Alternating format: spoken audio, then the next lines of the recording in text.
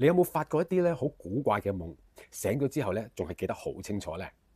弗洛伊德就咁話嘅，夢咧係通往潛意識嘅康莊大道。佢相信咧夢境咧並唔會亂嚟嘅噃，而係我哋潛意識將被抑壓咗嘅願望啦，同埋一啲嘅恐懼咧，用一種扭曲啦、象徵性嘅方式去表達出嚟。夢嘅內容咧係可以分為顯性夢，就係譬如你記得嘅古仔啦，同埋隱性夢就係究竟佢背後真正嘅意思係啲咩呢？例如好多人發夢甩牙啦，甩牙可能係象徵咧係對失控啊、衰老啊或者形象嘅一種焦慮。又或者譬如你發夢俾人追啦，可能就係代表你喺現實生活中咧逃避緊某一啲嘅問題或者壓力。譬如發夢考試啦，但係冇溫書啦，都可能反映緊咧你對自己嘅表現嘅一種焦慮嘅感覺。